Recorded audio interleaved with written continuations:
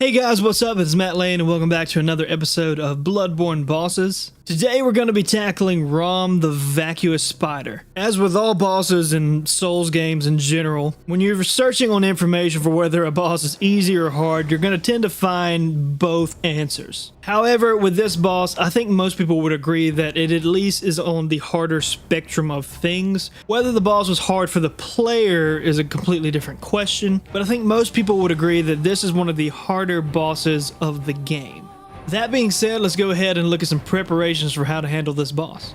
As with all bosses, if you find yourself having some trouble, there will be a summon somewhere outside of the boss arena. For this specific instance, it's going to be right in front of the big double doors before you leave the Bergenworth building. This is definitely one of those weird instances to where you get through with this area and you're still kind of trying to figure out what the heck is going on. I mean, seriously though, you just get out to this big open patio and there's just this dude sitting in a rocking chair. Try as you might, all Master William will do is just point his staff out at the lake. In terms of Master William, if you want to kill him, go for it. He will drop a rune for you. Don't want to kill him, fine. You don't have to, but you don't get anything special for not killing him, so there's really no reason to leave him alive. If you do kill him, specifically, you get the eye rune, for those who are wanting to collect all the runes or 100% the game or whatever have you. After you have decided Master William's fate, go ahead and go to the edge of the porch thing. Look down and just jump, roll, do whatever. And you will find yourself at the bottom of a lake that no longer looks like where we were. It's kind of like we went to a different dimension. Anywho, shake off your cape and get ready for a boss battle. Now we get to preparation. This is one of the few bosses that I feel there's a very good specific way to handle. With most Souls games, there's always room for personal touch to where you can do things a little differently. I feel like this one has a pretty straight and narrow way to handle it, but feel free to experiment if you want to try something different. For me personally, there are two items you're going to want to go into this fight with, one of which being bolt paper. Now, I've said it before, there's fire paper and bolt paper. Fire being what you use for anything that is a beast, bolt paper being what you use for anything that is a great one. In this instance, this boss is a great one. So that being said, we're going to use some bolt paper. And then we're going to stack that with item number 2, which is going to be a beast blood pellet. Now, I've said that I typically do not like to use this item with bosses because they tend to hit really hard and this causes us to take extra damage. But since this boss is arcane and typically does magic damage as opposed to actual physical attacks, it's going to be best that we actually utilize this item for this fight. It will still screw you over if you take too many hits, but I have tips and tricks for how to avoid being hit almost entirely, and I think this is going to be a good boss to use this item. Now that you have your items ready, let's go ahead and talk about strategies for actually handling the fight of the boss. When you first walk up to ROM, she is going to be completely docile. You will have to initiate the boss battle. She will not attack you until you have attacked her.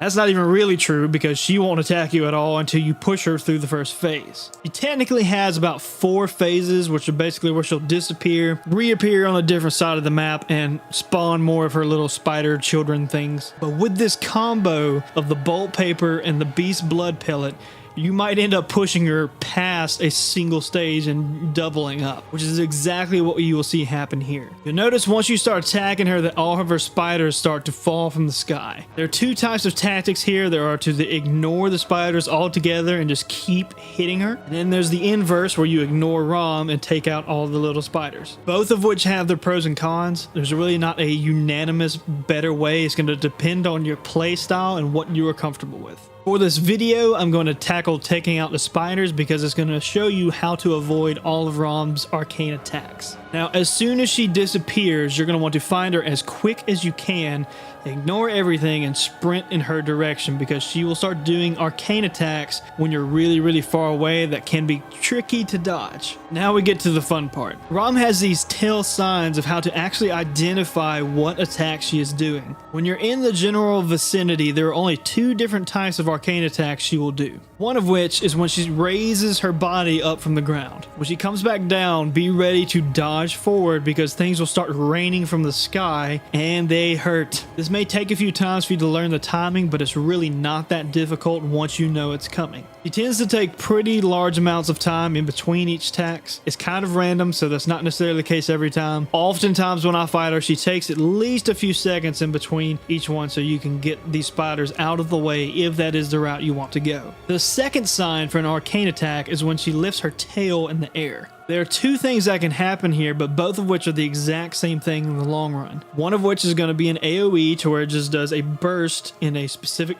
area. Those of you who don't know, AoE just means area of effect, kind of like an explosion, but it's just a very short range, so as long as you back up, you'll be fine. Second of which is similar, but the key thing is she'll roll over on her back and then lift her tail up and kind of almost do like a sit-up kind of, and then roll back over. This will be the inverse of the raining from the sky attack, as this time everything comes from beneath. And as with the other tail attack, it is also a short range. It is only in a small circle that is around her. So when you see this happen, just back up and you'll be fine. Once you have figured out these attacks, it's really not that hard of a boss fight. It's mostly just getting the timing down and understanding when to dodge and what she is about to do. After you have the timing down, it's really only a matter of choosing whether to take out all the little spiders or to just hit ROM head on and ignore the little things. Both have their pros and cons. If you ignore the spiders, then you have to make sure to be really on point with dodging, because there's going to be a bunch of them around you if you're not taking them out. Same time, if you're going to ignore ROM, you need to make sure to pay attention to her tail signs so that you don't get screwed by arcane attacks while trying to take out the little spiders. Once you are ready, whether you have taken the spiders out or if you're just going to hit ROM head on, go ahead and consume another bolt paper and a beast blood pellet and go right at her again. Depending on your strength, you might push her through 2 phases yet again. That was the case with mine, as I almost actually killed her just in 2 quick phases.